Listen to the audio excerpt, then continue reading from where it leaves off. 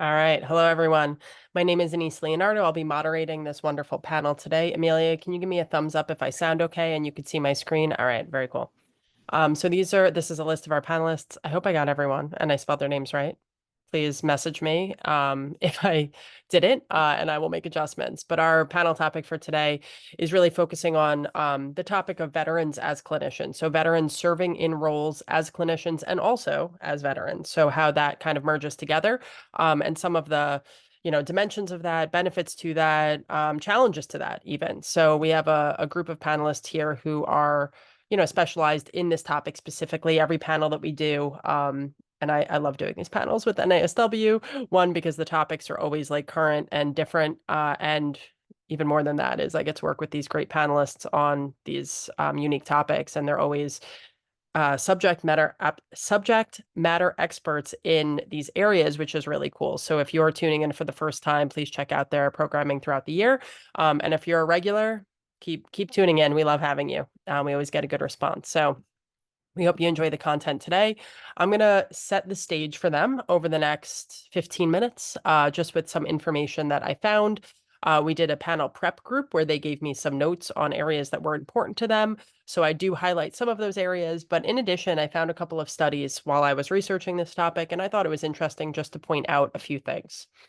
So this was one study in particular from the National Library of Medicine, and I just bolded a couple points in here. But basically what the study indicated was that veterans do prefer, generally, the majority prefer veteran clinicians over civilian clinicians. Now, I'm speaking from the perspective of a civilian clinician.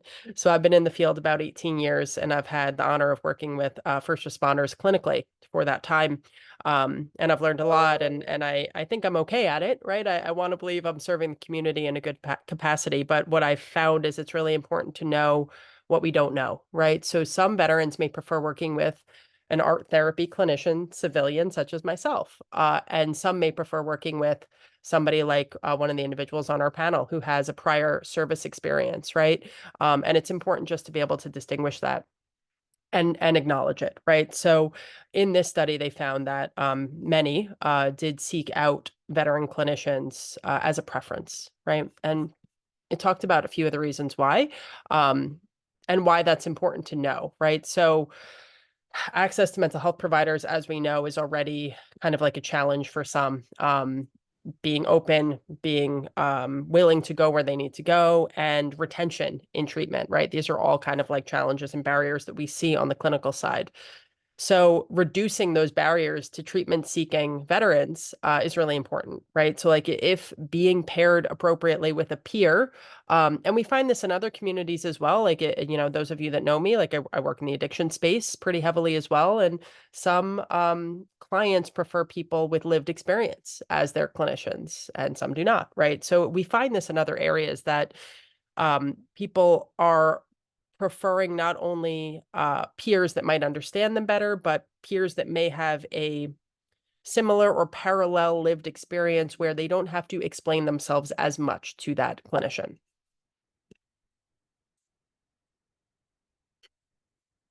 All right. This is just kind of like reinforcing that point. I kind of copied a few parts of the article. So as a non-veteran clinician, also, because we may not be able to refer every veteran to a veteran clinician. It's good to talk about the elephant in the room and explore the concerns. So if somebody maybe feels like they're hitting barriers with you, or there might be some roadblocks, which I've had in my career, it's good to talk about it. And the outcome for me has often been a veteran client telling me to read a book or to watch a movie or to just do like a listening session, an active listening session where I really hear what the service had done to them, the implications attached to their prior service as it correlates to their current mental health or addiction issues, which is the reason that they usually come to me. So it's not always I'm going to make a referral to somebody else situation, but it is a topic that's worth considering if you're a clinician out there that's working with veterans or interested in working with veterans. Better to bring this up as would you prefer, or are there barriers with you working with me because I have not served, right? These are questions that are validating for veteran clients to hear. So statistics show that there are many who have served who have higher rates of mental health and addiction issues. So with that percentage, that statistic showing that like veterans do need the support, they do need the help, paired with the statistic of they're maybe not receiving that treatment or that support in the community at the rate that matches the need, right? So this could be identified as one of the barriers as to why. There are peer support programs out there as well. So that's another factor that can really support civilian clinicians. Like if you are a civilian clinician, you're working in a healthcare system, that veteran client is seeing you, and we can't change that, right? You can't change the fact that you haven't served. You can't change the fact that maybe there's nobody else, on your unit or in your department that has served for you to refer that person to. There may be a peer, somebody basically functioning in the role of like a peer advocate or a veteran peer that you can, in conjunction, do the work together. That could be really effective as well.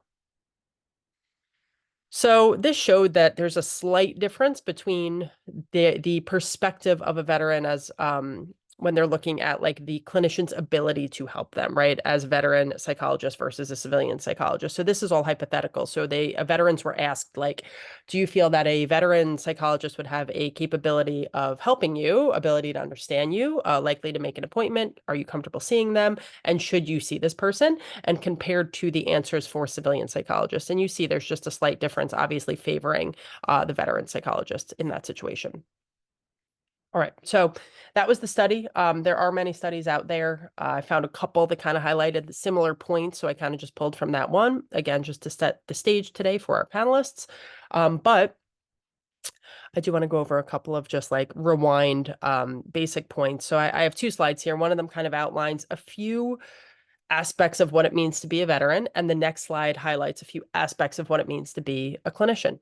Right. So being a veteran, right, there's many more things that could be added to this list. And if you're listening or you're a panelist, I want you to think about like, what else might I add? Right. But here are a few kind of like somewhat universal, points that might highlight like what it means to have served, right? So they've gone through some type of acculturation. They may have similar values, similar history, skill set, standards, experiences, the idea of sacrifice, the idea of missing milestones and experiencing losses, overall mindset, potential challenges that these individuals may have gone through, potential challenges that they may have overcome as well, a sense of purpose, and a list of needs, right? Areas that they may need help with, support with. Being a clinician, right? So if you have a veteran and a clinician and you think of like the Venn diagram, like you try to think of where that overlap might be. So being a clinician, having compassion, education, training, a similar skill set, right? Being connected to a network, having a code that we live and operate by. Empathy, being able to hold space. For some, also having a lived experience that brought you into the field. Sense of adaptability, sense of care for others, access to resources, and for many, kind of like a specialty skill set or specialty population that you work with. So again, think of these two merging together. So what does it mean to be a veteran clinician, right? And how might those overlap and complement each other for that fact? So for those who are in those clinical plus peer roles, right? And again, it doesn't have to apply to veterans specifically, but for the nature of today, that's what we're talking about. But for anyone out there who's serving in the capacity of, I am a clinician, but I also am a peer, right? Because I have an addiction history, I have a service history, I have a trauma history, whatever that is that makes you also a peer. Many might think more of the image on the left, this maze of like, I don't know, there's too many barriers. There's self-disclosure. Do I disclose? Do I not? How do I navigate this? It's all too much, right? And it feels more like the image on the right, which is like, okay, there are things here. There are, potential obstacles or potential areas to navigate, right? It's not like it's just a clear road ahead, linear point A to point B, but it is manageable and it could be beautiful, right? So when you think of the challenges that somebody in a veteran clinician role might have, and panelists, I'm gonna ask you that question. So be prepared. But yeah, that's one of the big things we're going to talk about today. Like, what are some of the challenges you might go through, as well as what are the benefits, right? Which we kind of just talked about too. Boundaries comes to mind. So again, anyone in that clinical/peer role, how do you set a boundary? When can you or should you break a boundary? And why? Right. So when we did our prep session, these are some notes that were taken from that. When you over relate to clients, what do you do? Or when a client over relates to you, what do you do? How do you handle that? And I believe, my personal belief as a clinician is, if you harness and channel something like this correctly, it can be a source of a tool of empowerment and really making more of the therapeutic connection, as opposed to something that could dilute it. Notes that I took from the wonderful panelists as I segue into part 2 here. They talked about intentional sharing. I really liked that phrase. Intentional sharing. So it's not just like, hey, I served and I'm going to just lay out my entire service history. So using it as a tool when appropriate, and having that internal guide to be able to do so. Human experiences, service experiences, using discretion, being able to align and relate, bringing in your prior experience in a way that's appropriate, and a trust builder, right? It's like an immediate trust builder. If you have that, I am a clinician and trained, and also I relate to you on this level. So that can be something that really like expedites the therapy process. All right. On that note, our wonderful panelists today. So these are them. I would like to start out by just saying, can each of you kind of introduce yourself to the group and talk about why you're on this panel today, why this topic's important to you?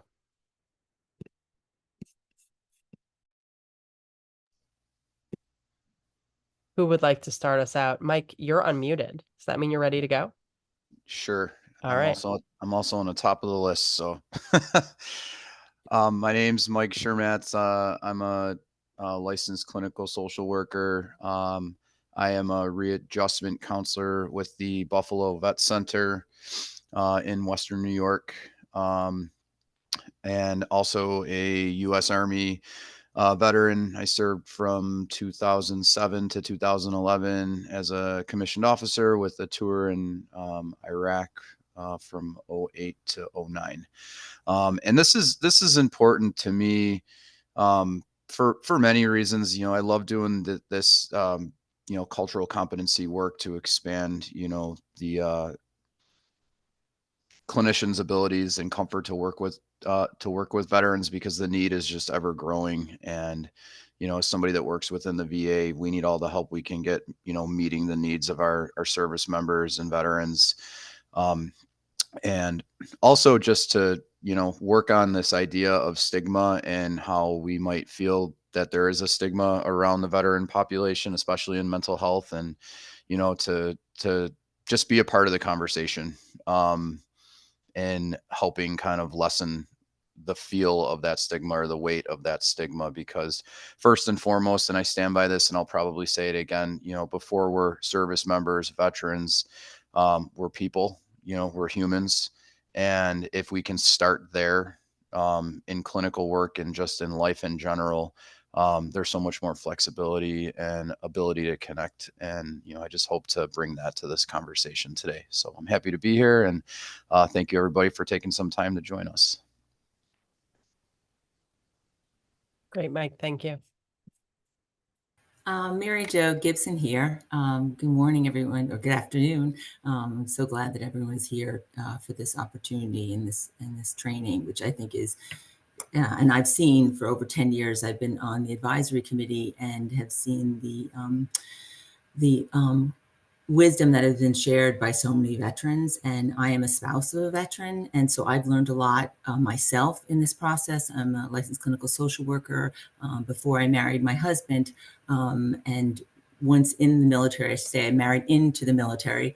He served for 29 years, and when we married, he was in 15 years at that time. So, and he retired in 2010.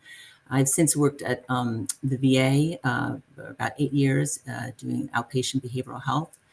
And I've been involved also in this panel, these trainings, because I feel like we all need to keep learning, right? I have had the experience of being in a military family and understand that challenge and also the amazing experience as a family in the military. And so, I feel like we can use these trainings to further enlighten the clinicians who want to work with veterans. And that's really how this program started for the Veterans Mental Health Training Initiative, was because clinicians said they wanted to know how to work with veterans. So, I think learning the acronyms in the programs that we've done, learning how to apply clinical skills with veterans is provided here. So I really like being a part of this program, and so hopefully today I can continue to add to the conversation and how the clinical piece pairs very well working with veterans. And so thank you for everyone for being here. No particular order on this, just go. Yeah, go ahead. Okay. Alan Hirschman, I'm a clinical psychologist. I've got over 30 years of uniform service, first Navy as an electrician's mate on destroyers, and later as an Army psychologist. Retired from the Army in 2004. I have worked with uniform populations most of my career. There are other iterations I won't get into right now, but I'm currently employed by a company that specializes in working with police, fire, EMS, first responders, and military. Most of my caseload is former military, a couple of cases serving military. It's a unique experience working with this population. It wasn't my initial niche going into clinical work. I was actually looking at the public schools and first became a school psychologist, but that wasn't cutting it. And I learned later on that I was more comfortable with uniforms, and found a company that specialized in that much later on. The members of the military bring unique issues into therapeutic relationships, and it requires a lot of thinking on your feet and understanding that no particular therapeutic modality works effectively with everybody, and often what you're doing becomes a blend of whether it's cognitive behavioral approaches or emotionally focused approaches or something else. The needs are very unique.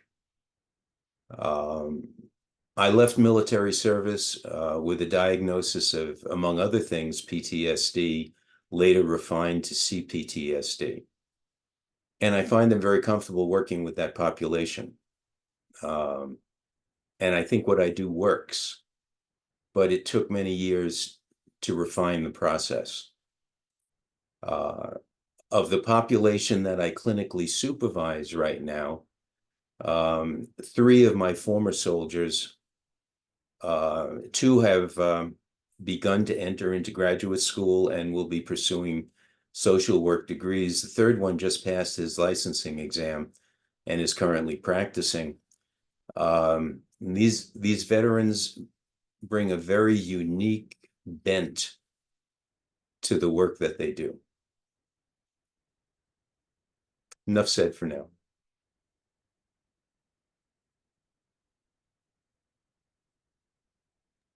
Sorry, I'm having a sneezing attack. Who wants to jump in? Danny, you look ready. Save me. Of course. Thank you. My name is Danny Calermos. I am a U.S. Army veteran and military police officer. I am also in my journey right now for licensed creative arts therapist and for my CASAC. I have worked with veterans in homelessness with supportive services for veteran family members programs, getting them into affordable housing. I've worked with family members in domestic violence and sexual assault, both as spouses, as children, as veterans themselves. I've worked with currently I'm working with veterans in substance use disorders, and I have a lot of experience both being a peer and a clinician. I totally agree with what was said before about learning different modalities, knowing different approaches to different challenges are what's going to make you the best advocator and supporter for veterans, because not everyone has that same thought process, nor do they understand themselves. So having things like CBT or narrative therapy, luckily for me, I use art therapy. So we have nonverbal communications that we can use with all different types of tools like paint and photography and videography and music, where it takes the shame out of the story, where they're better able to really be honest with themselves. And I have found that using art as an outlet is a sober skill. It's a trauma skill to process. It's also something that they're able to do quite easily. You know, you can have a pencil or you can have Photoshop. It, you know, the range varies. So I'm very lucky to have that. I was in during a time when they first opened up combat arms to females. So being that first female in a combat arms with men, I was 40-1, which is an experience that not many women can say. And luckily women are the highest grossing population in the military right now, which I'm very proud to be one of the first trailblazers of that, because we had to perform at a male's level and we did not have these different amenities that they have now. And knowing culture and subculture for veterans is something that's very specific, and gender being one of them. So the presentation of just me being a veteran who has a different, I identify as many different things, but I am a patriot first, and I have served veterans my whole life, and there's nothing else better than helping, you know, someone that knows what you've been through. So I definitely identify with a lot of the self-disclosure and saying, no, I understand exactly what you feel on a cellular level, that can make someone feel validated, where they also might be in a position where a civilian who doesn't know that experience might make them feel validated. So just having the opportunity to have choice, I think, is the biggest thing. And anyone here who's listening, who just wants to help veterans, like, thank you for being here. Thank you for learning. And that's what I've got to say.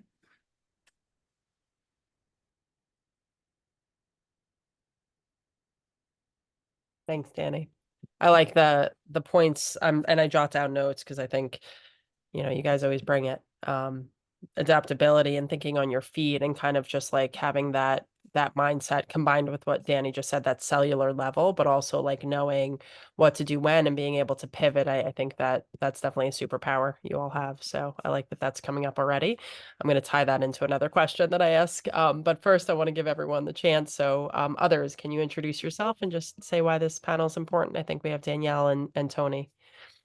Hi, good afternoon. My name is Danielle Wright. I'm a licensed master of social work, Air Force veteran. I retired 20 years and moved back to New York City. I'm currently working at a hospital in Midtown, doing inpatient medical, surgical, social work, but I do encounter like a lot of veterans. And then also in my prior role as a substance abuse clinician, I work with a lot of veterans.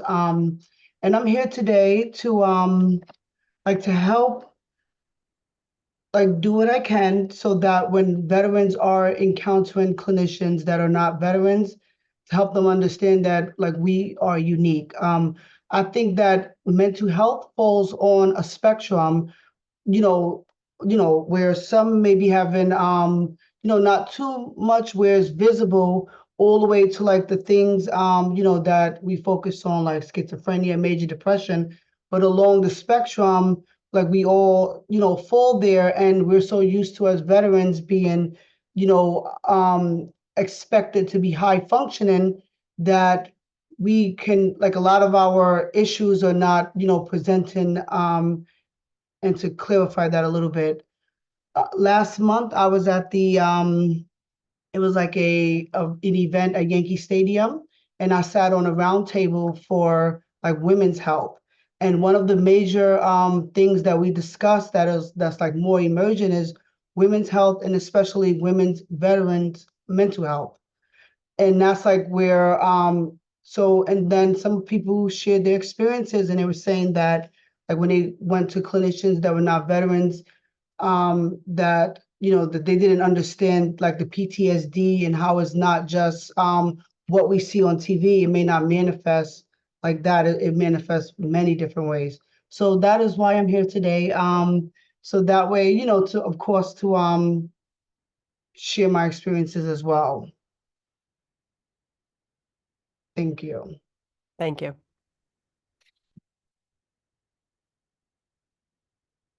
Tony? Good afternoon, everybody. My name is Anthony Raboska. I go by Tony. I'm a retired Air Force Lieutenant Colonel. I served from 1966 to 1986. I consider myself a Vietnam era veteran. I never served in Vietnam during that period of time. I certainly was involved in the effort as far as the Cold War was concerned. I spent about 10 and a half years, almost 11 years in the North American Air Defense Command, and had the privilege to serve in places in northern Canada, up in Iceland and Alaska, and a lot of other remote areas. The other part of my career was what we would call today DEI. There was a strong effort back in the early 70s to address the racial strife that existed within the services. A lot of people don't realize that history existed. It was a very important period of time and certainly mirrored what was going on as far as the civilian world is concerned. I've been with this committee now, I think, for a little over 8 years, maybe a little bit longer. And for me, as retired licensed marriage and family therapist, this has been a godsend. I really feel this is an opportunity to give back. I've had a good life. I had two good careers, one in the service and also one as a marriage and family therapist in private practice. My role right now is basically doing consulting work wherever I can find somebody who needs that kind of input. I've done work with the Project Killing Waters Fly Fishing. I also do work with a local group here. It's the Veterans Rehabilitation Program at Citron over in New Hartford, New York. The thing that I really look forward to doing is connecting with you folks out in the audience and bridging the gap that exists between those of us who have served and those of you who have not. I think there's really, really a critical need for that that's going to grow as time goes by. Right now, we're looking at populations as far as the Vietnam era of really an aging population and the needs that they need.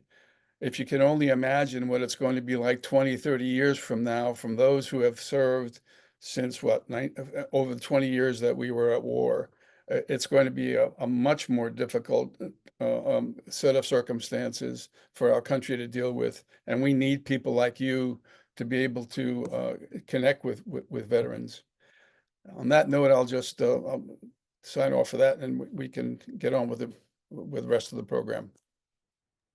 Yeah, thank you all. So I'm going to jump right into it. I have a lot of questions here, and many of them are not general. They're very specific based on some points that you've already brought up. So can you talk about self-disclosure and maybe that intentional self-disclosure that I referenced before, and how to navigate that, what that means, and how that might be, something that can charge a session in a positive way? Self-disclosure is a very tricky thing. As a clinician who my MOS was military police officer, and I work with a population of men and women who have been incarcerated for many years. So I don't always disclose that specifically my MOS was military police officer. I'll say I'm a U.S. Army veteran, I'm a disabled veteran, until I understand where is their trauma and does their trauma lie with police officers, because I don't want to impact them based off of my lived experience. And so I try to find, that balance of not lying about my past, but also making sure that I understand how comfortable they are with different individuals, especially working in a community residence with keys and access. Those things are super triggering to them if they have had incarceration. So I try to remind people who work in these different facilities of how the contrast of incarceration can be really triggering. So me being a prior police officer, I'm very careful on who I disclose that to and the situation it is. Being a survivor of military sexual trauma too, I also will allow them to talk about their situations before ever disclosing that. But if I ever feel that they need some courage and representation of that you can do better after the trauma, I'll try my best to be trauma informed in how I relay the information, because sometimes they just need someone to say, like, me too. But sometimes it might be triggering where they'll feel like, I don't want them to judge me because of a preference. So disclosure is really, really tricky.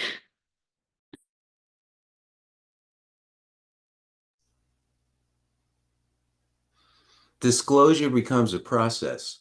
When you're first starting with a new client, you tend to be very guarded. You keep your personal life to yourself and test the waters. Let the client emote initially, explain things initially, but beyond validating that I served, I usually don't say a lot. However, over time, it becomes more important to be selective in what you do disclose, because it elicits a deeper level of thought from your client. Often 2, 3, 4 initial sessions with a new client, they're not revealing very much. So I've learned to do things like give them reading assignments. I send literally every client I receive, I send a book to in the beginning, because it gives us something to talk about. And I don't want to put in a plug for somebody that's making millions of dollars off their books, but William McRaven's book, Make Your Bed, I think the way he wrote. And I tell the clients, I'm sending you a book. It's got 120 pages in it. Read some of it. See if it clicks. It's how I think.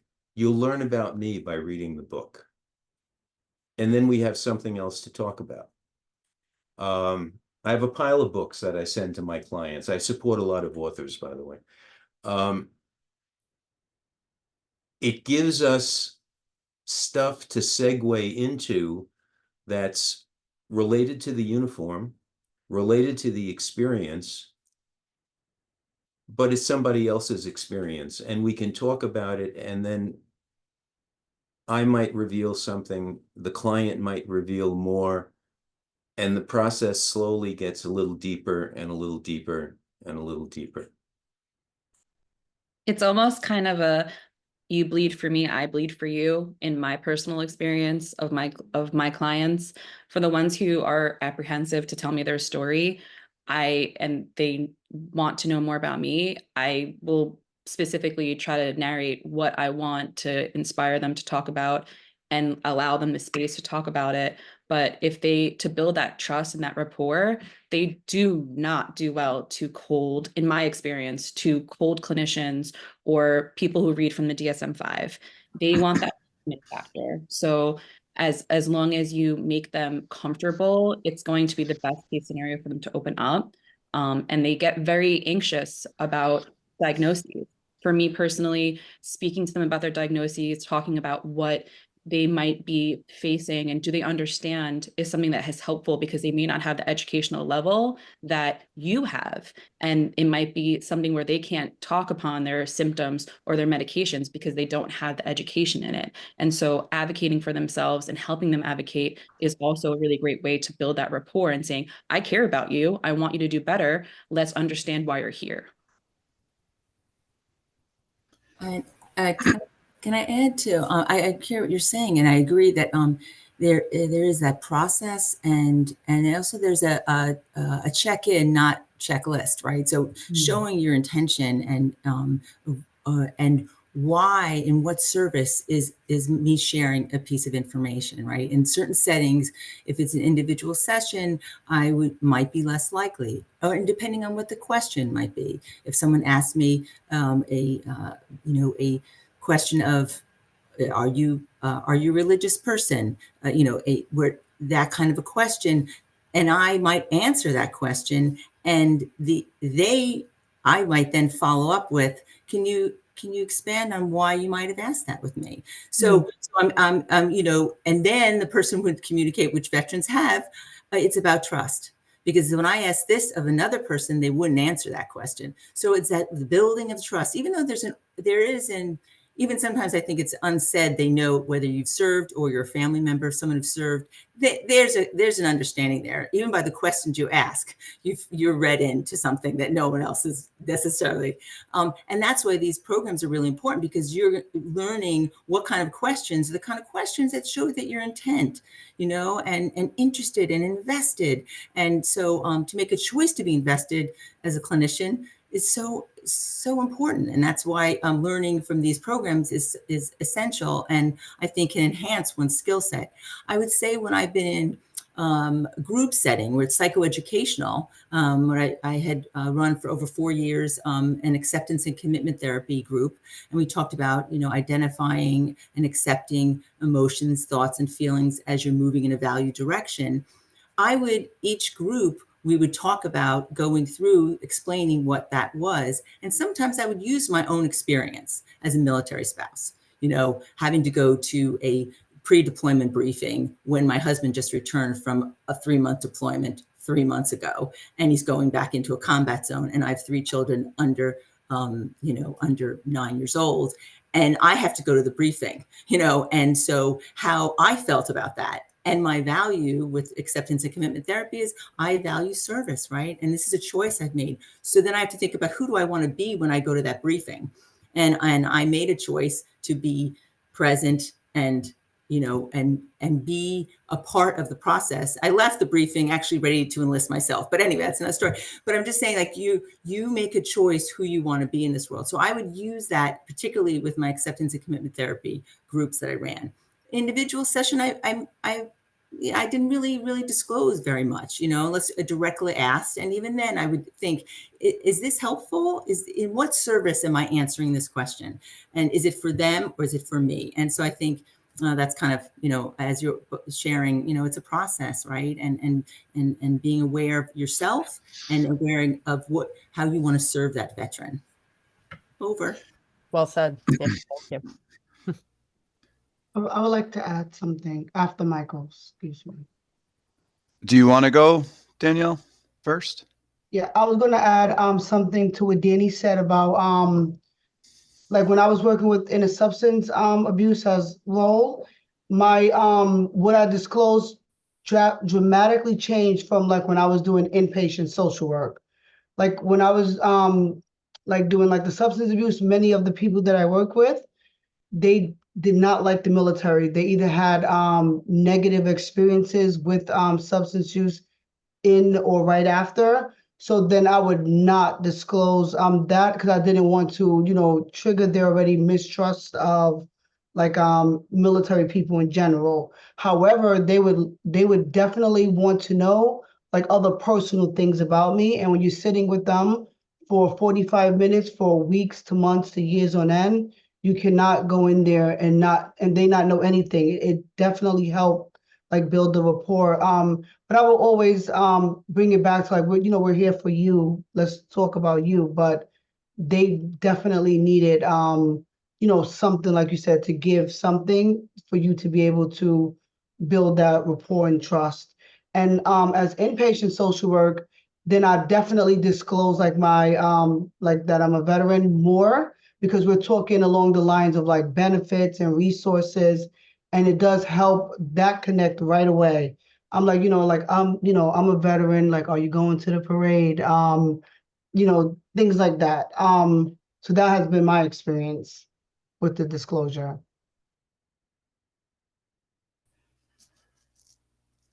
I'll try to keep my my comments concise, because I could go on for a long time about disclosure. I know in the educational field with social work, we're kind of taught that disclosure, is don't do it. It's bad. You don't want to open up too much to your clients, and I just feel so strongly opposed to that concept, because we're in the business of creating connections with people that might not have many meaningful connections in their lives outside of the therapy room at that point in time. And, I view somebody's willingness to disclose to me about themselves as, a gift, right? They're sharing their story, and they're choosing to share their story with me. And if they ask me to share about myself, honoring that right to self-determination, right? If I say no, am I creating a barrier there? Am I putting up, creating distance between me and that person who, in a way is maybe showing their vulnerability by asking me a question about myself, right? The willingness to put themselves out there to ask a question of somebody who is, that they're coming to for help. And by being willing to answer those questions, and I completely agree that answering a question is different than giving an explanation of what you think and feel about something. Those are two very separate conversations that you can have or choose not to have with your clients. But where's the harm in answering a question? If it opens the door to further conversation, and then to maybe bring that, like Mary Jo said, I'm curious why you asked that question, or how do you feel, when you're thinking about asking that question. So just the opening the door to that conversation and really bringing everything down to a human level, I think is really important.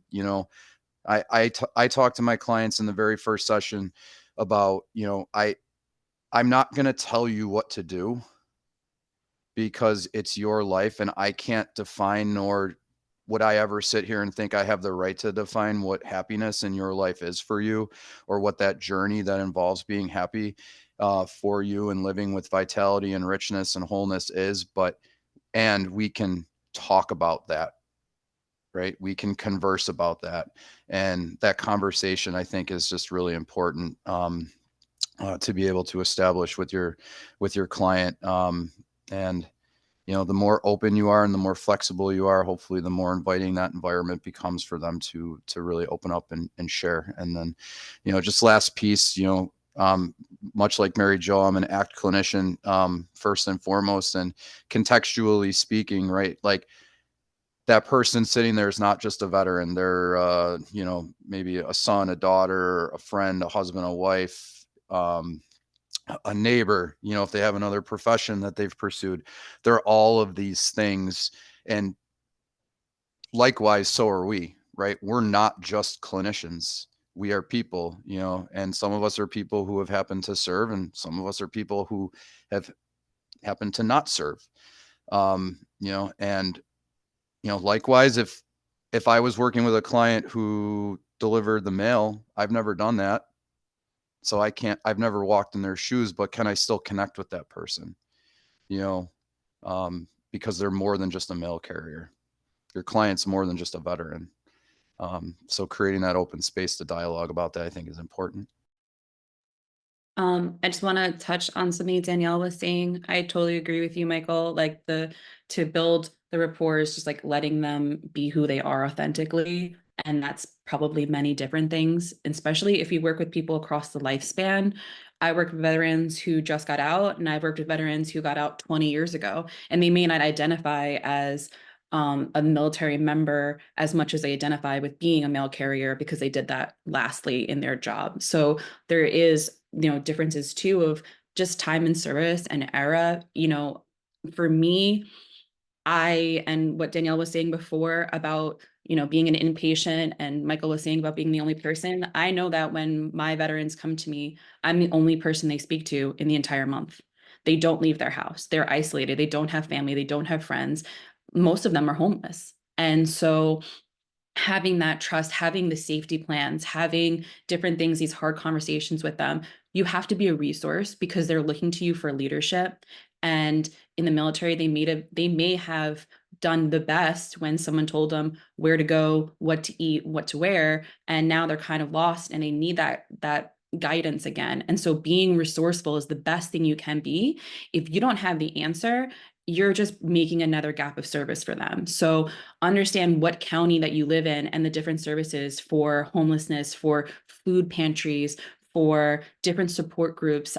Education is huge. You know, when you think of a veteran or a person in need who's in counseling, they may need these resources and they just don't know where to start. So be comfortable in knowing their own culture and the access to care that they might have, and understand that not every veteran has access to government programs. So there's differences between the discharges, and if they were dishonorably discharged, they don't have the same benefits of someone who was honorably discharged. And therefore they can't seek as many mental health services or medical services that maybe the general population believes that they can. So being honest with their discharge is something that is shameful if it is that culture or whatever experience that they've had. So understanding the military itself, having that cultural competency is going to be the best case scenario for knowing your clients, because everyone has a different branch and each branch has their own nuances. And if you call a sailor Marine or Marine sailor, you are not going to get the same answer. And it, just as we have rank structure in the military, we have titles here. If you called a KSAC an LCAT, or if you called a social worker a mental health counselor, they're all niches, and their specialities and their hard work and their titles mean something to them. So understand that there is differences, and don't assume because of maybe culture, movies, or things that you've seen that they may identify as that, because it's really how they identify that's most important, not what you may have seen someone else identify as. So ask them as many questions as possible. In the Army, our uniforms could tell you what rank we are, what our name is, what unit we're assigned to, I used to have an MP patch. In the Marine Corps, they used to have just their name and just the Marine Corps. So our uniforms, how we presented to the world, is important to us. And I just want to make the point that because of our culture, we even have clients, veterans, who come to session with fresh shaved faces and a haircut because they had that session. They know that was the first time they were coming to see me all month, but they haven't left their house. And otherwise they're not shaving. They're not being able to do the life skills that they need to do. And so don't always assume that just because of the way they present that they're okay, because sometimes it's just ingrained in them, like a Marine, to always look presentable and always be in charge when they may actually be struggling the most. And time also is something that I want to put out there. Timing, if someone's late, it's something that was punishable in the military. So if someone's running late, give them that grace, because it could be a trigger for them. If you're trying to say like, oh, you're 15 minutes late, that might be something that might initially be offsetting to them if they're trying to meet you for the first time, because they know time is so important in the military that they're embarrassed, but they don't know how to explain that to you. And clinicians be on time too. That does help. Say, because that started out right at the gate with being on time, because that's the same experience. They feel like they're important, right? Veterans are important people, and people are important. So being on time and showing up is for everyone. I think is. And I'm working on that always. But I think that's something that is important to veteran structure, organization. And you just mentioned resources. And I just want to say that I think being the advocate, if you don't know something about the services, to do the research is really, really helpful, right? And every county has a veteran service officer who can help with different benefits, and the Dwyer program for peer-to-peer in the community. I think knowing as many resources it also shows your advocacy for your veteran that you're working with. And also, when you may not know where they may have served, research it, because they'll know that you've looked into it and you're trying to understand it and really hear them. And that means a lot. I think it goes a long way to feeling understood if you research. Yeah, if I may, I wanted to get back to your initial question about self-disclosure. And one of the things that I think we as veterans have in terms of connecting with veteran clients is that we have an immediate foundation in terms of service to country. After that, everything changes because of the very, very differences that exist in all the services. And I think from a civilian standpoint, you really need to figure out the way to bridge that gap. You don't do it by trying to fake it. You have to express, your lack of knowledge about what service is and whatever that person's military career is like. I think that's really, really important. The other thing that I do a lot of, and again, the whole business of being a therapist is very, very serious, but every once in a while, humor works.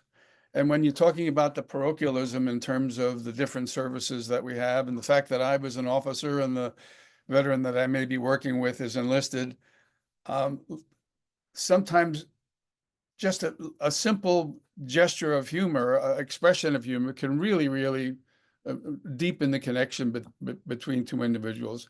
I've often said, excuse me, but I have to pull rank here for a moment, and that'll get a chuckle from somebody who's enlisted that I'm working with, kind of thing. That sort of thing works. But again, it's a very, very personal and very, very anecdotal intervention, if you will, or expression. And I think that's something that's not emphasized in anybody's training today as far as being a therapist is concerned. And that is, who you are as a person really, really is extremely important. And at some point in time, I think everybody gets to a point with their clients where they do disclose more, and that becomes almost a therapeutic process in its own right. And again, I think these are things that I think civilians need to be looking at when they're working with military folks. Again, they are human beings, as Mike was saying, and that's absolutely relevant and absolutely of critical importance. There's too many stereotypes out there about us. There just are, and I think that needs to be addressed. And those of you who have never served or don't know anybody who has ever served, you really need to explore what those stereotypes are and whether you harbor any of them, if you carry any of them with you in terms of your perceptions of what it means to be a veteran. Absolutely. There's a lot of misconceptions. And there's also a lot of subcultures. Like I said, there's different identities in different times. You talked about how in your time in service, there was, racial injustice. In my time in service, there was gender injustice. And there was also the repeal of Don't Ask, Don't Tell. So to have sexuality and soldiers and all of these things be combined, there's just different layers of trauma that may not specifically be to combat. But at the same time, they're honorable traumas that can be talked to, but you have to have that open trust. And if you don't have that alliance, like you spoke about, that therapeutic alliance, they're not going to give you their honest traumas, and it would just be a waste of time at the end of the day, because if you're not honest, then you can't get past the trauma. And there's that type of teamwork of, you're on my caseload. I tell my guys, you're on my caseload. I don't care what this clinician did. I don't care what that client did. You are mine. And I am going to take care of you how you deserve to be taken care of. And they appreciate that because they need someone to have that type of leadership and then also teamwork that I think responds really well because they don't feel so alone. And knowing the differences between Saigon and Fallujah is really important. Just being historically competent is also something that will really help you with veterans, because if you understand the conflicts that have happened in history for the United States military, you can kind of understand what they may have or may not have gone through, where you can bring up those conversations to really bring it out of them what they want to work on or what they may have experienced. And they'll appreciate that you actually have that intent and that care to know more about how to help.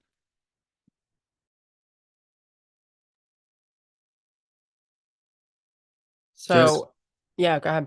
I'm sorry, I didn't want to interrupt.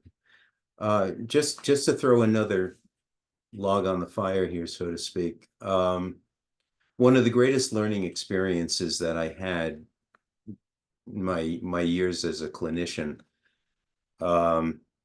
back in 2002, 2003, I was on the receiving end. I was the patient. And I was looking for a clinician to help me work through some of the experiences I had while I was in uniform. And I went through 3 clinicians in relatively rapid succession because they reacted to my experiences in a manner that was very off-putting for me as I was trying to adjust to it myself. So I learned a lot about what not to do as a clinician. And then a peer, another former soldier, said, I got this person over in the next town, Warwick, New York. You should give her a call. I said, well, what is she? Is she a psychologist? Is she a social worker? Well, she's a pastoral counselor. She's a Christian counselor. And I thought to myself, well, I'm a Jew. How is that going to fit? But there was nothing else at that point in time, so I had a shot at it. And it was an extremely positive learning experience in the sense that she wasn't horrified by my experiences. She validated my experiences. She listened, and she gave me creative stuff to involve my mind with to elicit a deeper level of thought. Having switched chairs was extremely positive, and I've done it a few times since. Aside from the fact that we all have to clear out our heads sometimes, finding new techniques, seeing how your patients feel from the inside, it's extremely important, extremely important.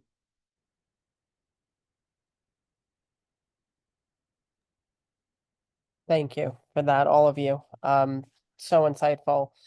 It kind of segues into another topic I want to bring up, and that's just the idea of like over relating. Like if a client over relates to you, and also flip that, if you have someone you're working with who brings something up for you and you end up over relating, and I don't mean in a way that's like always helpful. Maybe it's in a way that could be, interfering, or just something that's not therapeutic for one or both parties. How do you manage that? Like, would that be an appropriate way to set a boundary? And I'm asking because, like I said, this applies not only to the veteran population, but to other clinicians who have areas of peer alignment. And I think it's something that we all go through. So I'm just wondering your insights into that. Like when that over relatability might hit points that are not helpful, what do you do?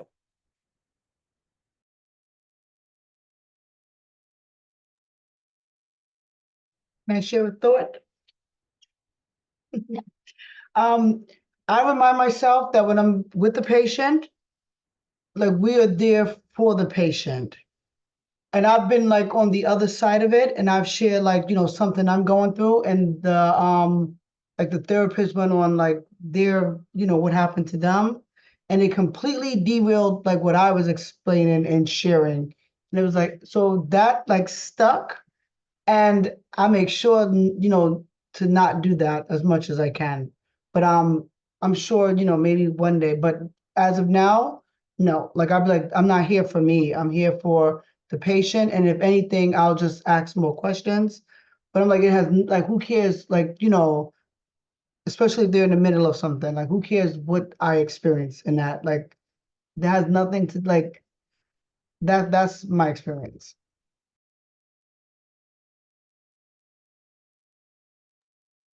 Others' thoughts on this?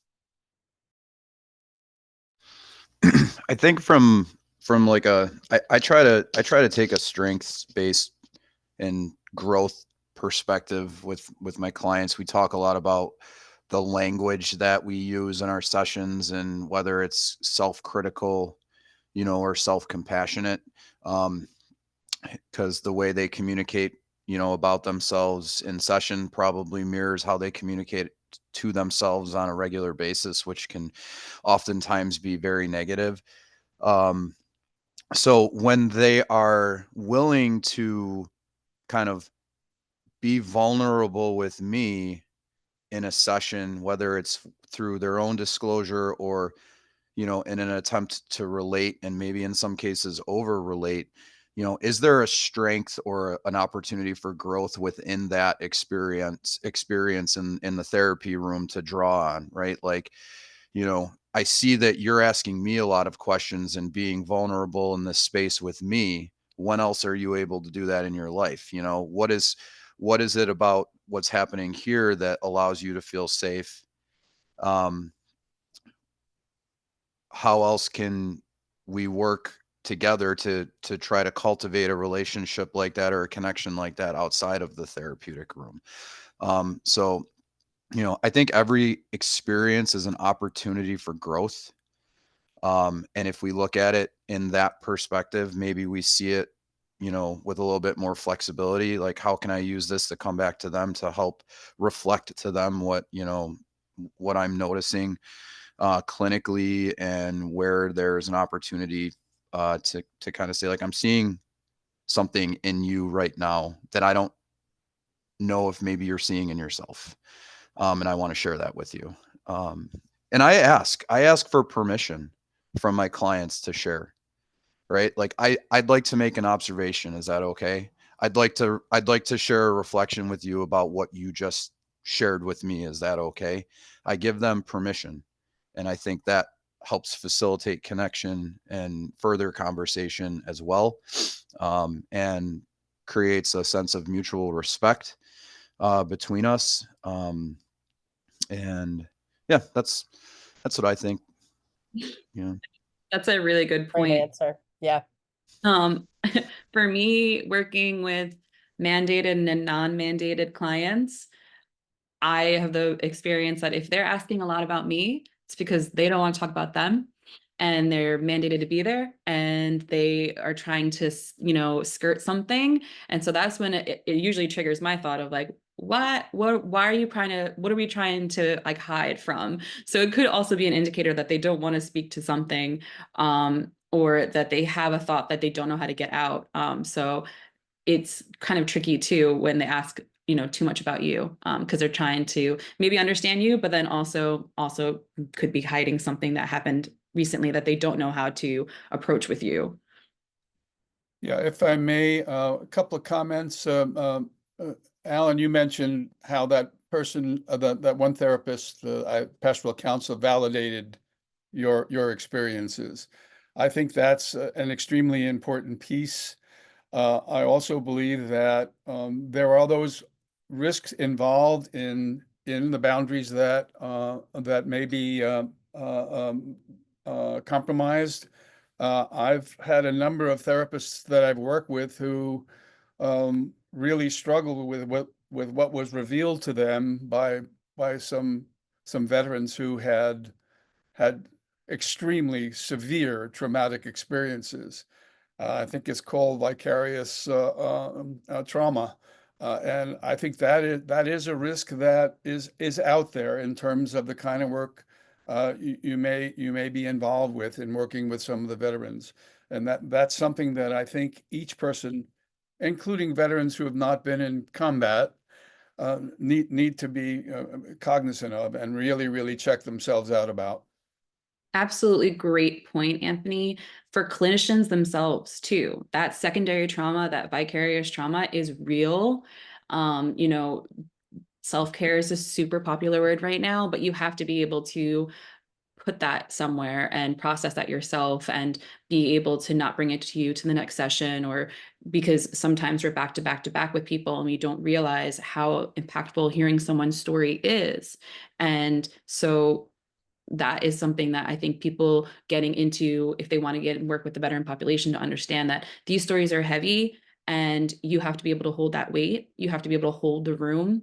And if they see that you falter, you will lose trust with them, most likely, and sometimes respect. If you mishandle something that is very traumatic for someone, it makes that experience compounded. And for me personally, someone who survives out of spite, I'm a clinician because of my first experience at the VA Medical Center in Northport, when I sat on a chair and tried to tell someone about something I'd never said out loud, and they asked me if this is something that was more of a movie scene, or am I sure that it happened that way? And at that time, in the place I was at, there was very likelihood I would have taken my life if I didn't have a 6-month-old waiting downstairs for me at the kids' care. But that invalidation of not understanding that trauma can be something that was unimaginable for people. There's also people who've been through trauma that they don't remember because your body automatically, you know, has that response to not remember it. So veterans struggle with telling you what their trauma is because they don't remember it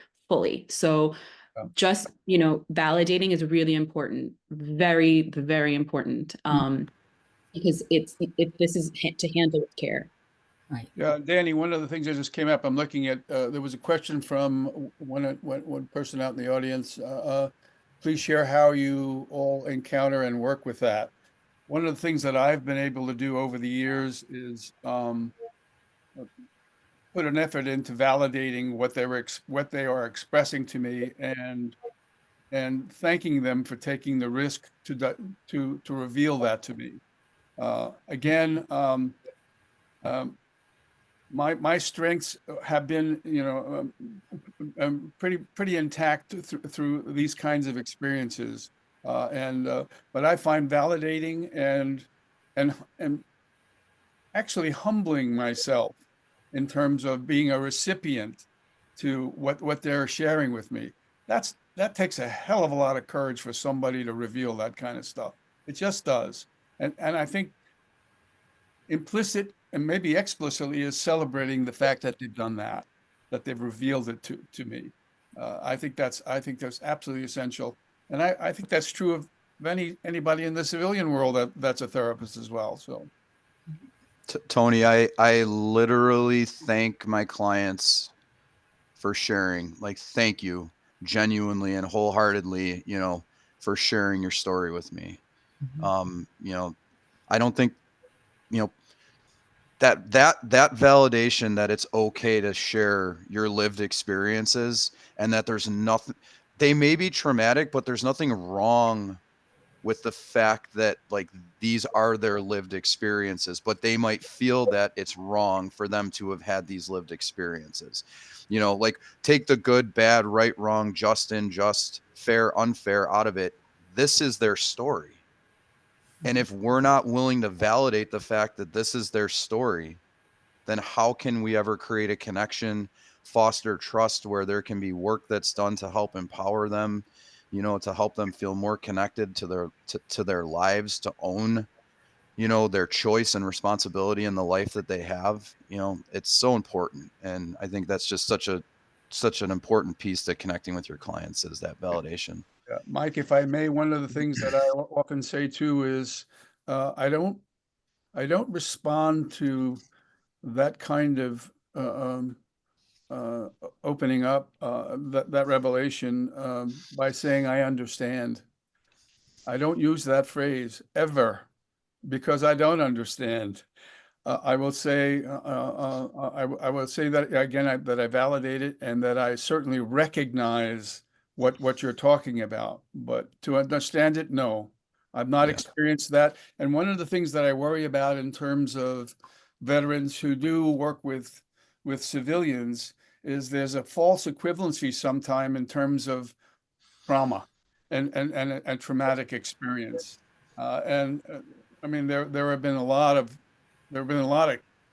I call them kids, they're much younger than I am, that have had experiences where somebody has equated their child breaking their wrist with, you know, a combat experience, and at being equivalent in trauma.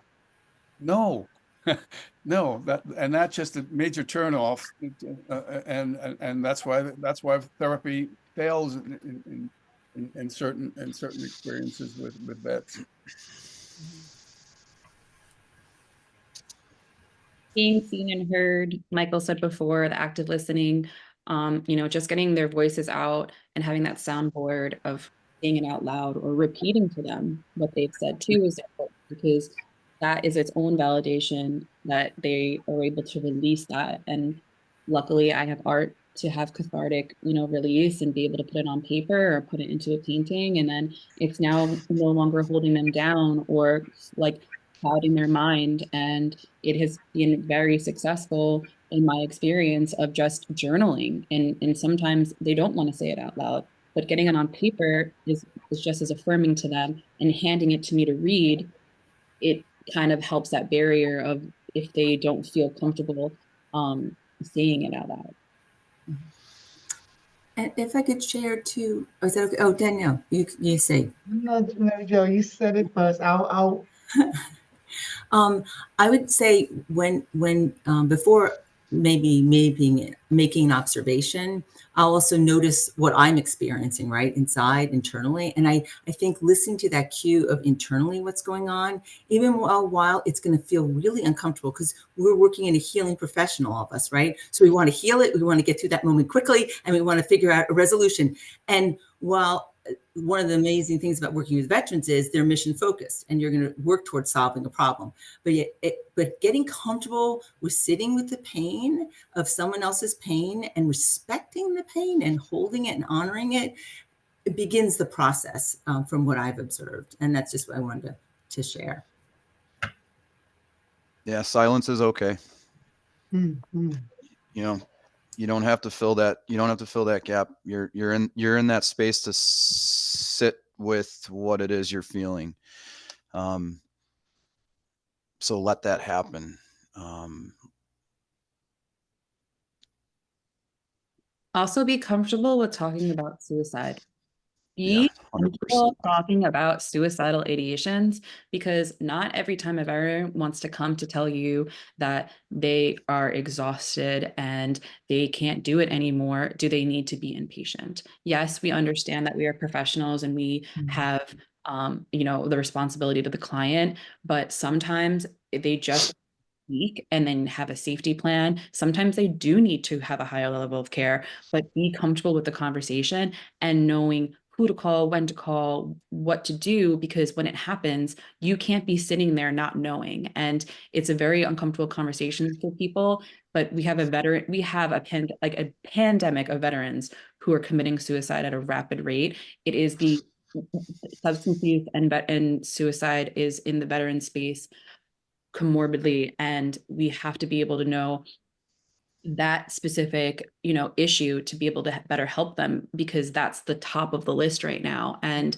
there's so many different there's so many things that are available to us that we might not know, and being interested in what they're interested in too, and I try to always make them curious about things. And if they have depression, suicidality, just being curious about something is enough to inspire hope. And if there's all these different studies out right now about like psychedelics and psychotropics and different things that may be helpful, that if you have a conversation with them, it might sink in and they might think of other things where they never knew existed before. So just, it takes a lot to work with veterans, but it's worth it. It's really, really, it's powerful work. It is something I'm so honored to be a part of, but it takes work on your side too. So you have to give yourself that time to research and to process and to, take in what you've had happened in session, out of session, and know that this population needs special care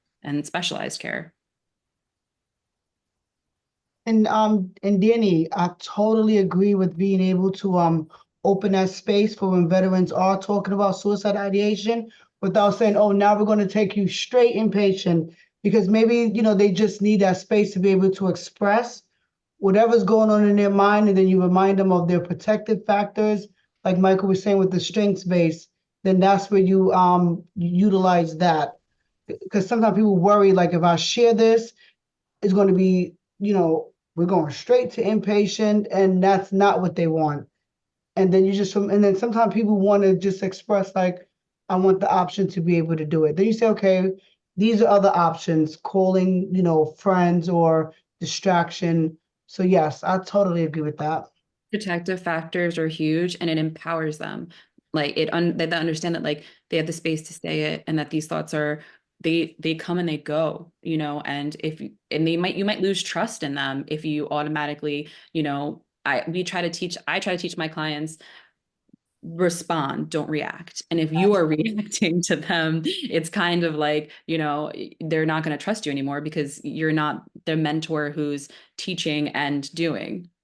And they're not going to share if they feel like as soon as they even bring it up, now it's like, are you going to do it right this minute? Like, sometimes it's not even that. Right. Since we're on the topic of suicide, I think if when it comes up, I love talking about suicide. I think suicide is something that is more, it's probably more the suicidal ideation, the thoughts of suicide, the thoughts that, you know, I could end my life, like, you know, that I got so much going on that it'd be easier to just be dead. Like, people have these thoughts, you know, just that most people just don't do anything with them, right? They come in their mind and they go. They're like clouds in the sky, right? They just poof, they come, go. We can talk about this stuff. And if somebody said in there, like, what do you do, like, as a lead up to call 911? I think first and foremost, what you need to do is you need to just slow down in that moment. If you're sitting with somebody who's suicidal, right? Let them know that you're going to be there with them. Stop, check in. And then what I would do is I would say, I'm going to contact one of my coworkers right now to clear up some time in my schedule so I can sit here with you. Right. So you're not distracted. You're not worried about trying to rush. You're not worried about trying to get to, they're there with you. They're safe in that moment. Right. So being okay in that moment to sit with them when they're in that pain and allow them to talk about it and to be open to it and to not jump to, you know, an immediate intervention without conversing, I think is really important. To just allow that conversation to happen is really validating that person. Because again, in terms of validation, right? If they're suicidal and we immediately jump to, we need to get you into inpatient where you can't hurt yourself, how invalidating is that to them, that in that moment, they're in a great deal of pain and that's where their head is at. So let's meet them where they're at and talk about it, because they probably don't talk about that to anybody. So if they're choosing to do it with you, again, it's a gift of vulnerability that they're opening up to you about that. Mike, but that begs a question, and the question at that point becomes, at the end of the session, do you say, okay, I'll see you next Wednesday? Or do you say, why don't we catch up tomorrow or the day after when you have some free time? There are things we can't let lie dormant. Mm-hmm. I don't. I follow up very quickly. And Saturdays and Sundays kind of blend into the rest of the week at that point. Doesn't matter. You pushed a button when you were talking. The button was, I've lost over my career, I've lost 2 clients to suicide. That stuff doesn't go away. And it's an experience that we don't want to have. So if we over nurture or over prepare, so what? Maintaining the connection is really important. Yeah. And I mean, I think in that moment too, Alan, like, we have to establish boundaries with our client that if I feel like you are incapable of keeping yourself safe, I will intervene. Yes, absolutely. You know, and I'm very discreet, or excuse me, very upfront about that. And I say, but I will not go to a radical intervention until we have tried to talk about it first. And that's giving them the opportunity to talk about it. If they choose not to, then they have made a choice, and then we take action based on the choice that they have presented, or the decision they've presented us with. But I try to give people that choice, right? To talk to me about it before we have to intervene to the point where I take away your right to walk out of here on your own free will, you know. Yeah. So, but I completely agree with what you said.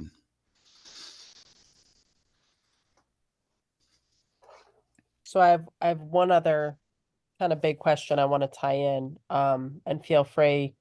So probably be the last question. So if there's anything else that you want to raise, I think that this conversation we just had was, was kind of like a really important parallel conversation. We could probably do a whole panel on. So this question is, to back up a little bit, if you are talking to a client who has served, when do you know? What are some indicators or questions you could ask to determine if they really need to see somebody who's also served as a clinician.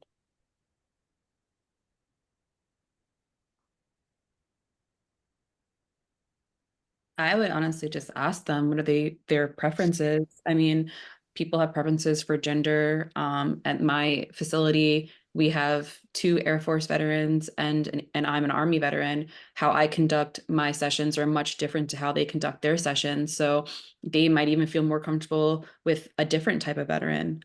So I think it's based off of the person centered, you know, what do you feel comfortable with? What is your choice? And if they have the choice.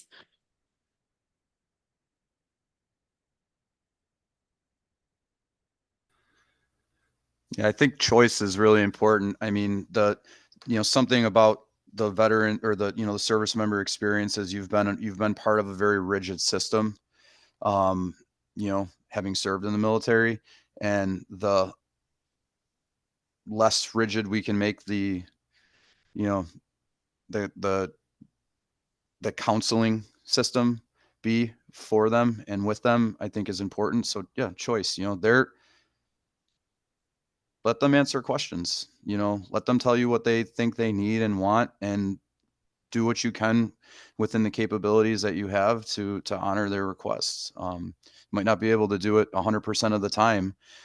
But if they tell you what they want, then, and you're not able to provide that, well, then there's an opportunity to kind of discuss, the limitations, right? And be upfront and forthcoming with that information. If there's a limitation, don't try to dance around it.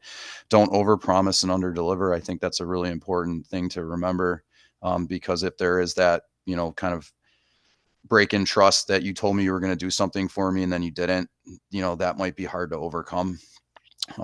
So I think just being upfront about limitations is important. And then, yeah, letting them tell you what they feel they need with where they're at in that moment.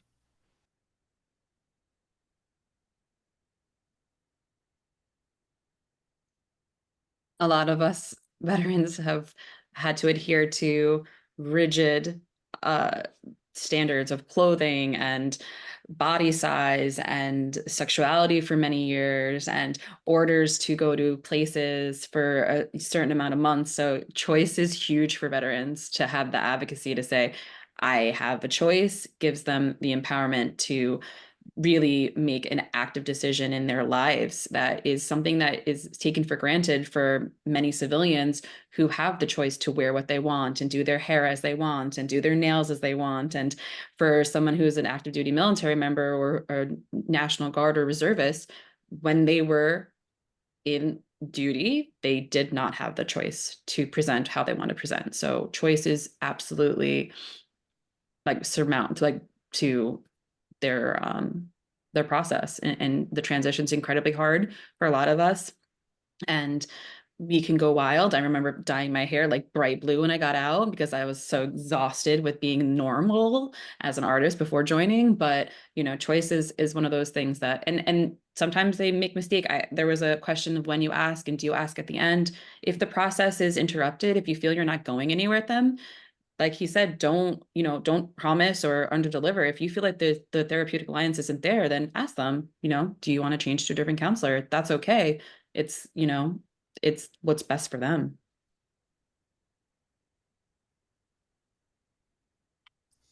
Bright blue. And pink, many colors in between. Hey, when I got back from deployment, I was in Seattle and I got a mohawk, and then I had to shave it off when I reported back after my leave.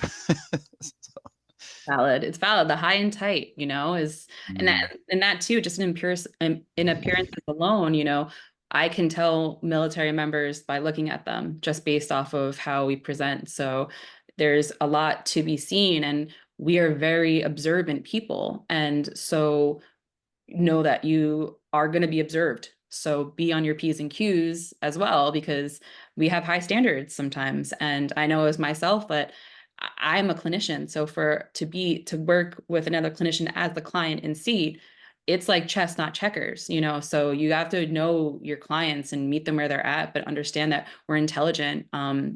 You know, I have a best friend who's a Marine and she's an intel analyst, and she told him, you know, I can see what you're writing, and what you're writing in my notes, my medical notes, is not true. And that affects me. And that that practitioner, when he realized that, like, wow, like, you have access to that. Yes. You know, we do care about our what has been presented to the world, or what is in our file that is part of our culture. And because they were a civilian, they didn't understand that importance to us, but it is important to us. And to have the right documentation, to have the right story, because this is our lives, this is our narrative, and we want it to be as truthful as possible.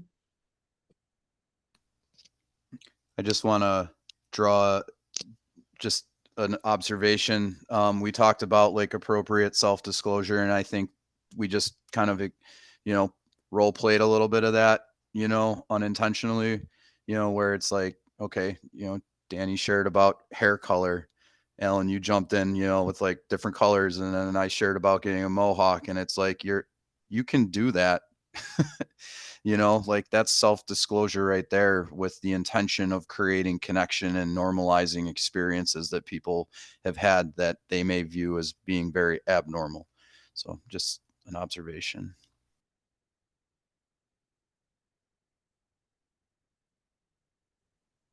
There is also something in the chat about homicidal ideations. If no one saw it, someone had asked how we address it. I would say that homicidal ideations and weapons is a also triggering topic for veterans, because we see weapons as protection, and there's a lot of veterans who believe in having, 2A rights and to have the right to bear arms. So if you automatically ask them, do you have homicidal or suicidal intent? Do you have weapons?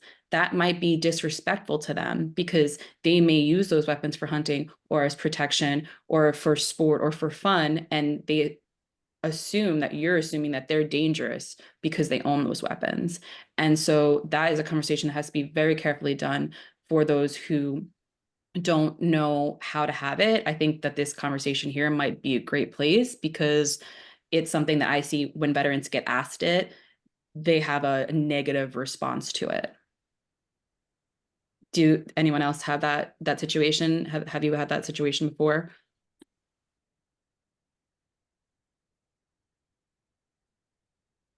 I think sometimes in the questions that a clinician asks, it could show like a level of, I don't want to say ignorance, but sort of, that then a first responder will be like, of course I have access to a weapon. Like, why don't you ask me if I ever plan on using it for anything harmful, right? Like, that's really the question. It's not the, oh, it's how scary you have access to a gun, like that any cop, firefighter, military, like that's not a question that is going to phase them, right? And their response may then flag the clinician to be like, oh my God, they have 10 guns in their home. Like, this is a high risk situation. Meanwhile, that's completely normal among the culture. So yeah, Danny, if that's what you're asking, I think like in the questions, how they're positioned sometimes, that's important too.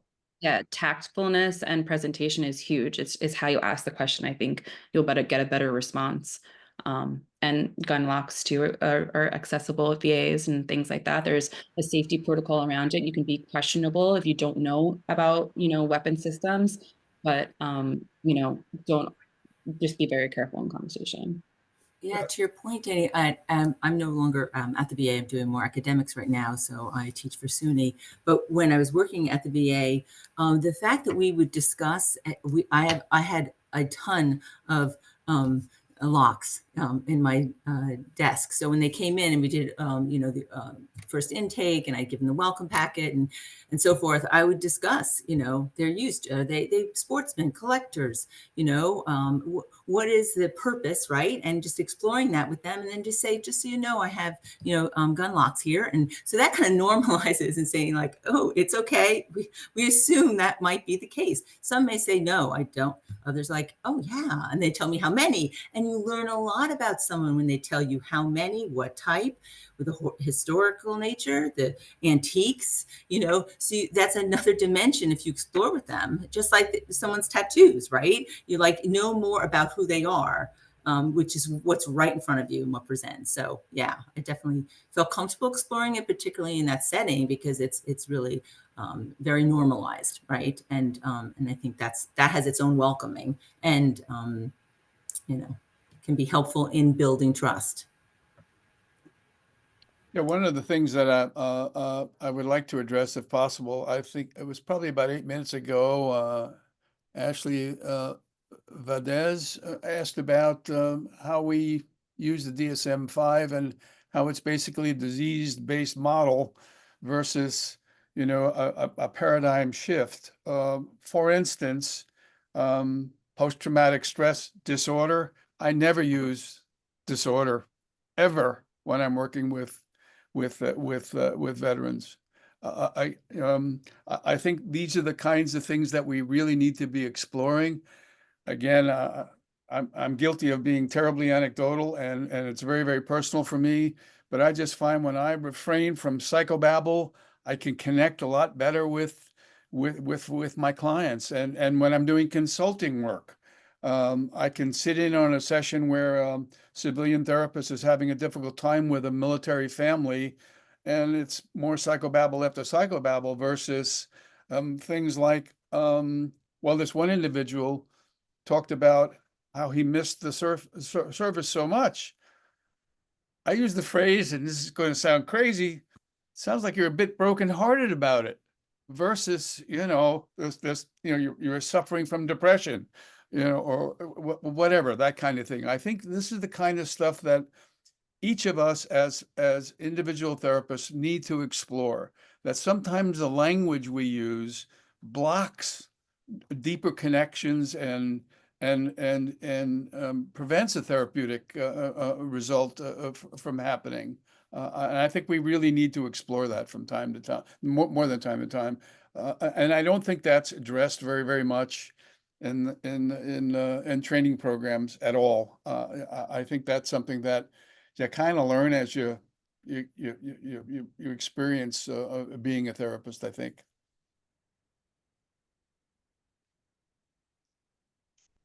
Are there like a couple challenges that you could highlight kind of as like I mean, we talked about so many superpowers, so to speak. I keep calling it that because I feel like when someone is stacked with like credentials and experiences and all of the things that make them such an asset to such a specialized community, I'm like, you can't find that anywhere, right? That's something that should be honored.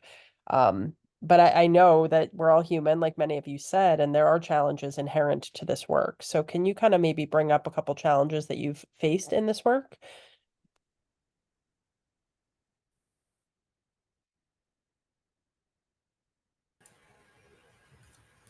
I'll just share with the fact that the learning curve of having lived with a military family and moving, understanding the, you know, the culture, the language, the acronyms, and so forth. While that is helpful, it also you can come in with, then you superimpose your experience. And so being mindful of the fact that I had an experience throughout our moves and in the units we were in, while there were traumatic events that occurred due to deployments and injuries and losses. The actual environment of the unit was supportive, and there were resources. So my experience might be different, right, than somebody else's experience. So I was mindful of the fact that if I'm speaking to a veteran, their unit may have been toxic, right? So I just kind of kept that in the back of my mind. You know what I mean? Just being aware to not, you know, everyone's experience is their experience, not necessarily mine or someone else's. So really, the skills we learn as social workers, starting right where the client is. And I think I always try to keep that in the forefront for myself. And the other thing is I try not to overlap. There was a situation where I was aware of a veteran that was going to be coming in to be working with me, who I knew in a social setting with other people at events that my husband and I would attend. I then discussed that with the veteran before they were coming in and said, you know, this would probably be a conflict of interest. And the veteran agreed. So yeah, that kind of thing where you overlap, it's, you know, You know, the services are big, and then they get smaller when you live in the community where others are served. So those are kind of just two of my experiences. Super small. As one of my old service members are in the chat, it makes me laugh and giggle because we are incredibly small. But definitely true. I mean, toxicity in the leadership and in different units having their own culture and subcultures is huge. Moral injury is huge.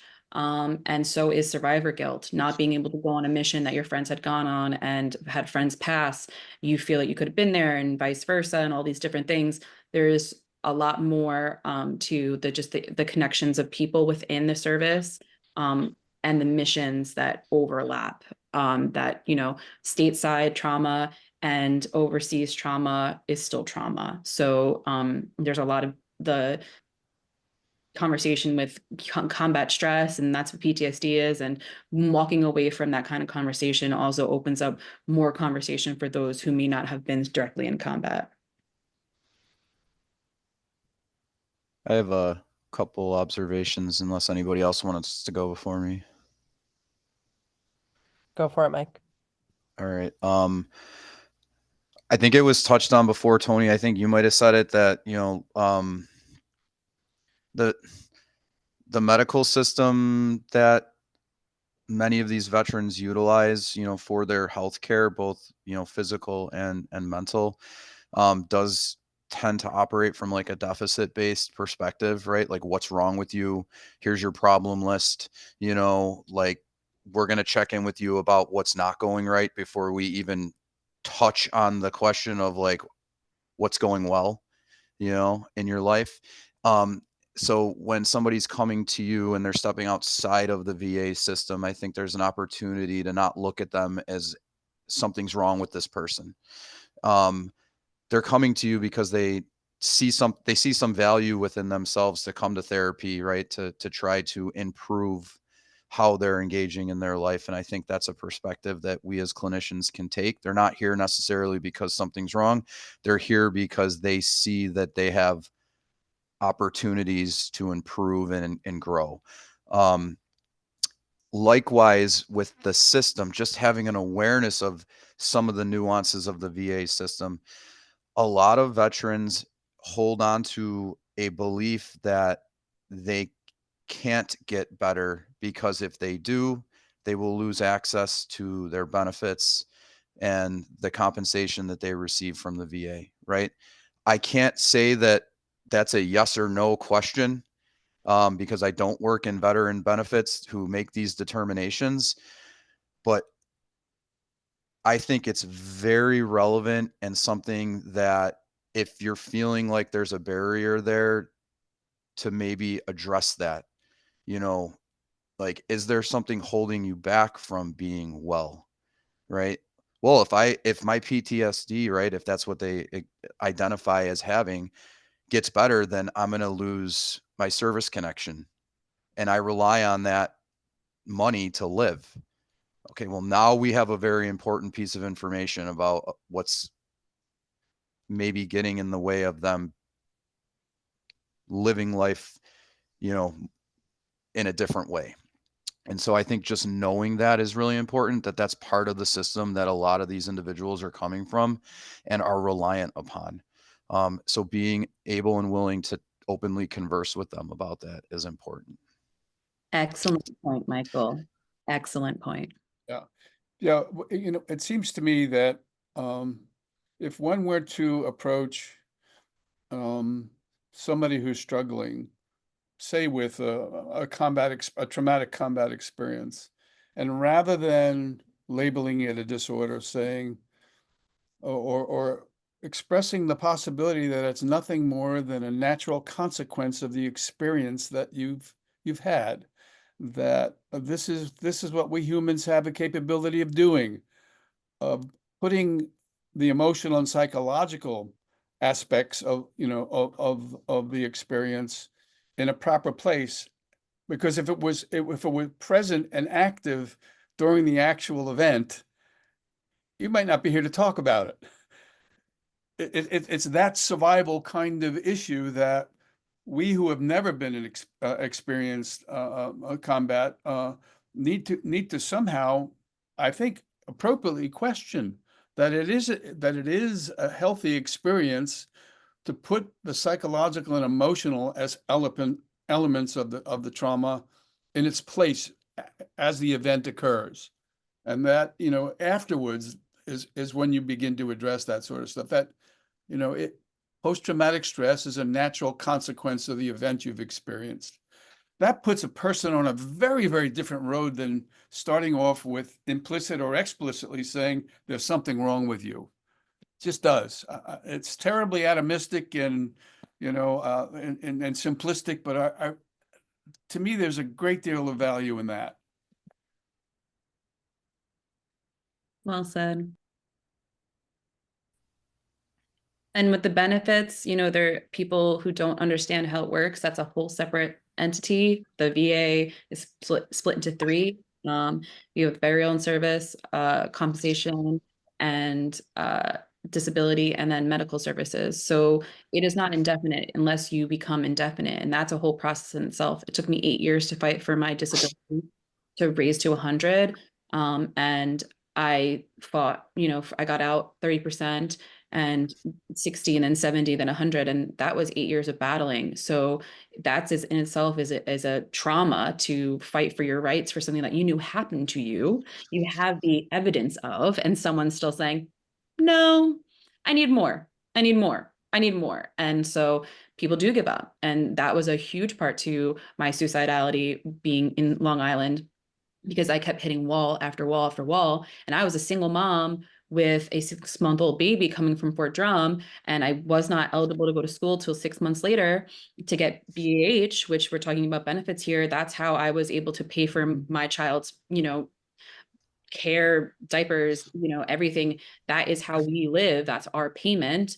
And I had to wait 6 months to do that. And I had no benefits whatsoever. I had no help. And so these programs for veterans are the most important in the transition time. And they need to be more programs specific to the needs of veterans, me being a single mom, you know, veterans who are single dads, of, you know, broken families and all these things, you know, you come back to after service, which also are from trauma before joining. So remember that when they come home to a place that may not be where they grew up or could be where they grew up from, and that can be a trauma in itself that is, you know, adding to the stress of everything they just experienced and having to deal with everyday life if they've not in a safe home. You know, number one is having a safe place to live. Having you know, employment or education is super important in that time of transition to keep them motivated and keep them involved. Otherwise those symptoms, the heartbreak, the depression, the sadness, you know, whatever you want to say, really starts to develop, you know, in that time. Yes, and like when I'm doing my discharge planning, having to help navigate like that so that we can get the resources is always a challenge.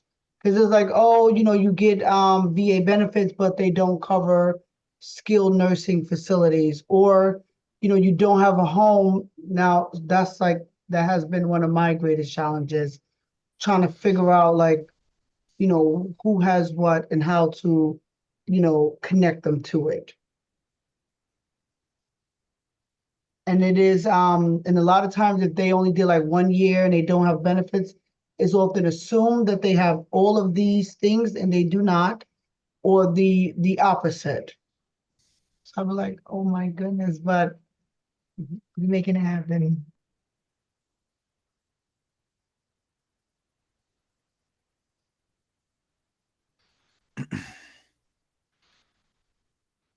Yeah, I mean, I guess just as we come to, you know, the end of this, you know, you have, if you have limited knowledge of some of the things that your client, if they're a service member, are bringing to you, like you have a network of resources to reach out to. You know, the beautiful thing about, you know, the behavioral health community is that most of us are here to support one another, right? You want to draw a comparison to what it's like to be in the service, right? Like, you know, everybody's got each other's back. If you reach out to anybody on this panel with a question or need clarification, you know, We're not going to point the finger. You should know this. Like we're here to help, right? You don't know what you don't know. Seek supervision, seek counsel from other people perspective. This is, why we have clinical staff meeting, and, why we do case conceptualizations, why this profession seeks growth, right? Like we're also a growth perspective based community as clinicians, right? Because if we're not, we're not able to serve our clients. So, reach out if you need more information. If you get stuck with a client, use those resources, right? You're modeling behavior for your clients in that, right? By saying, I need support because this is hard. Yep. You're a human being too. Modeling is huge. Ask us questions. We're here to answer you 100 million%. You're not going to get the answer otherwise. And understand that a lot of this information is not out there in the spaces that people need to hear it. So, ask people to listen to this panel, try to inspire people to ask different questions and have these conversations, because the more people who know how to better serve veterans, the better service veterans get. And so the clinicians can be validated for these fears or these questions that they may have in their experience working with us, as well as the veterans getting this, niche care and having that, specialized care that they really need to get better, because we have so many layers of trauma. And so, if that's really important to have these conversations and be open and honest with each other and try to inspire each other to just, do better and keep focused on the mission, continue to serve. I mean, we are all serving in our own ways, and that's beautiful.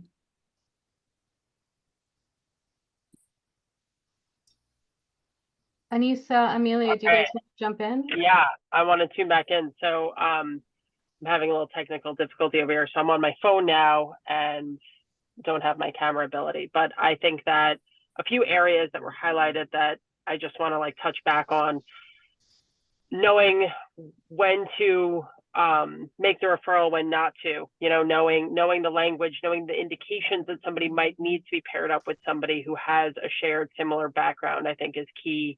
And just the confidence as a community to support this population, right? Whether it's referring on your own skill set, relying on your ability to learn more and accept the knowledge that we need, or to make, that referral to someone else, I think is huge.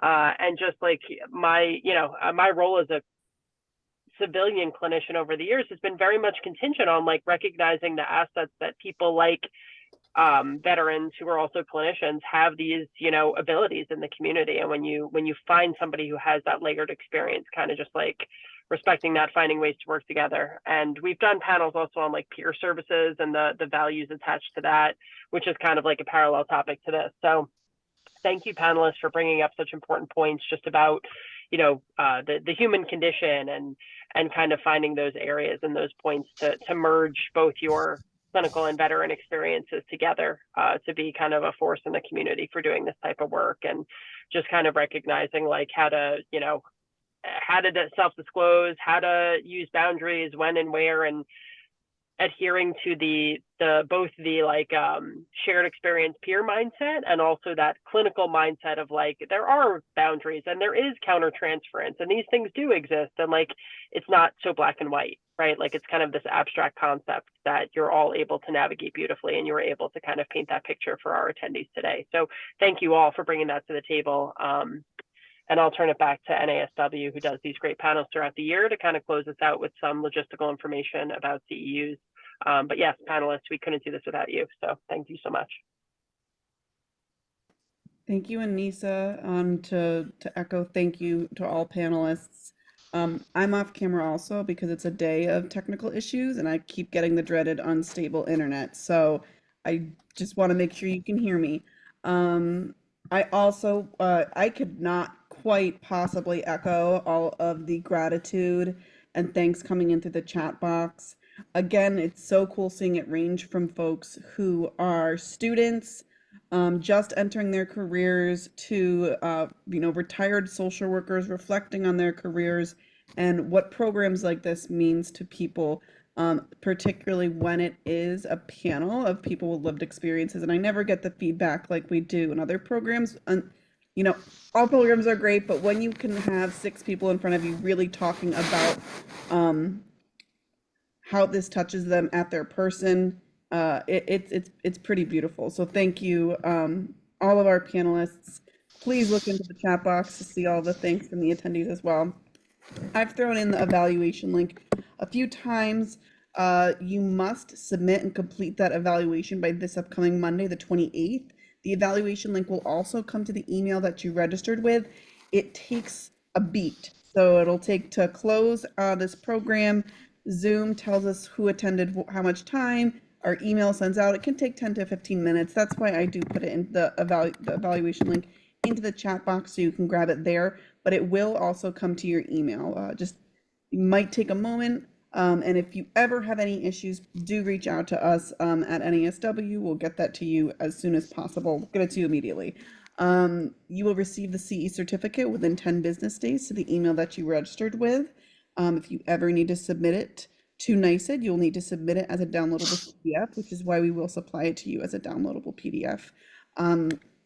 Everyone will also receive a registration to our next program, which will be on, I want to say November 20th. Let me grab that and I'll throw that in the chat box as well. The next free CE program through the Veterans Mental Health Training Initiative is coming up November 20th from 6 to 8. That program is, you know, kind of like a brother or sister or sibling program to this one. Veterans as clients in therapy, bridging the gap between civilian clinicians and veteran clients. And Melanie is so kindly also putting in some other information, including our YouTube playlist and other programming with the Veterans Mental Health Training Initiative. So thank you everyone for your time. I hope you have a beautiful rest of your day and a beautiful week. Bye-bye. Thank you. Thanks, everyone. Thank you. Take care. See you all again. Take care.